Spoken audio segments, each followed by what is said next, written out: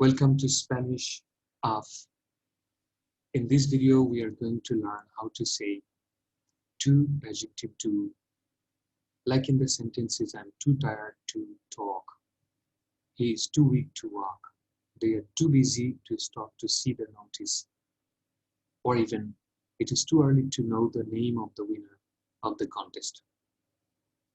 So we are basically going to demystify this complex grammatical structure in Spanish and learn how to use it in everyday communication. Now it's very easy. Just replace this to with demasiado and use the appropriate adjective that you need to express the content of the sentence. And then you use para as a replacement for to. That's it. For example, you could say, I am too tired to talk. Estoy demasiado cansado para hablar. Which means, I am demasiado too cansado, tired, para to hablar, talk. Estoy demasiado cansado para hablar. I am too tired to talk.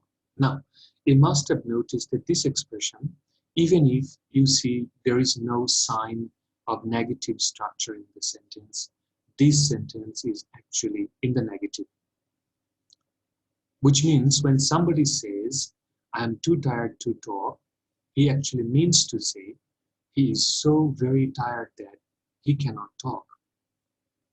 That means even within the structure is hidden this symbol, this sign, that you must interpret this sentence in the negative frame of the words.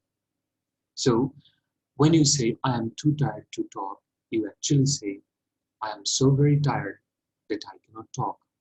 So in the same way, in Spanish language, you use the expression, you say, estoy demasiado cansado para hablar. You say, I am too tired to talk, which means you intend to say, I am so very tired that I am not in a position to talk.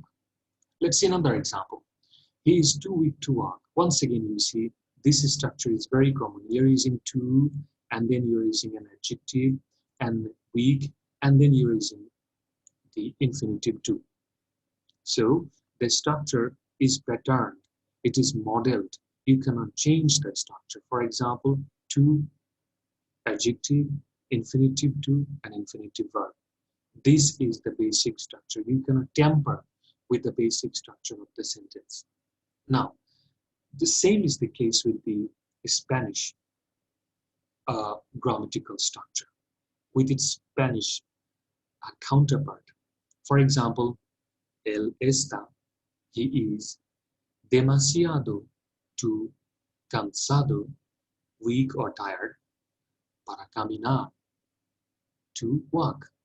In other words, he is so very tired, so very weak that he cannot walk. You see, even within this structure, you have the be verb, then you have demasiado, then you have the adjective, and then para, and then you have the infinitive form of the main verb.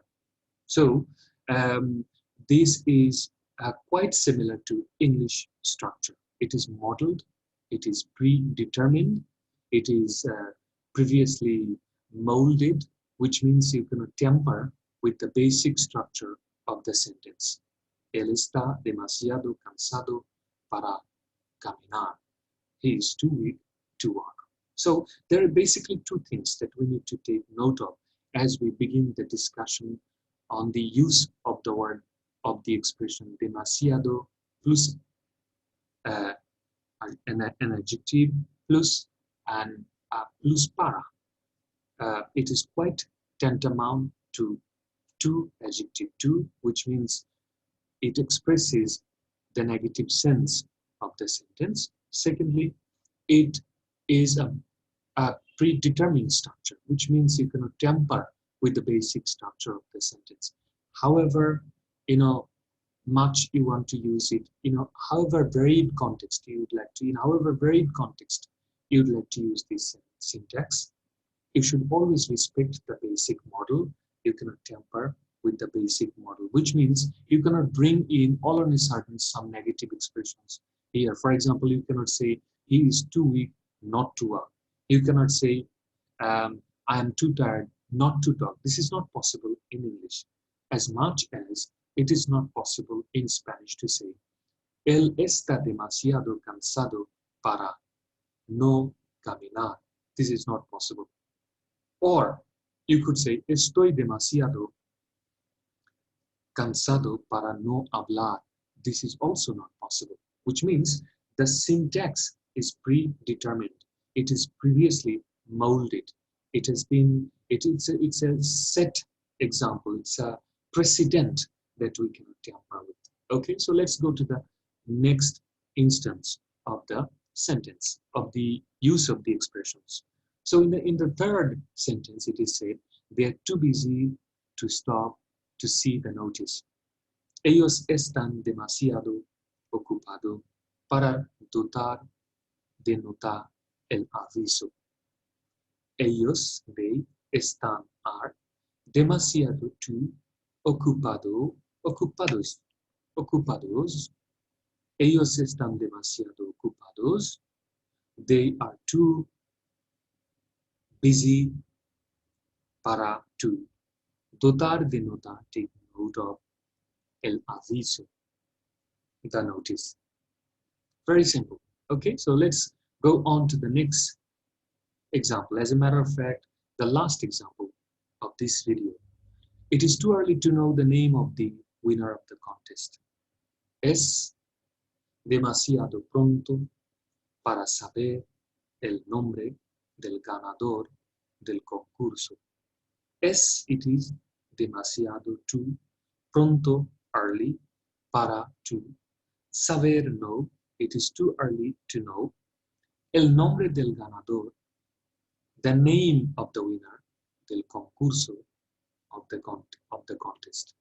So, once again, before I come to the conclusion of the video, there are two things that we must not forget as we use demasiado adjective para, just as much as we cannot forget the same two rules in English when we use to adjective to. First of all, we cannot forget that this is a negative syntax, which means you cannot tamper with the basic structure. And secondly, this is previously molded. It is a set expression. It is predetermined. You cannot bring about any changes into its structure. I hope you have found this video useful. Thank you very much.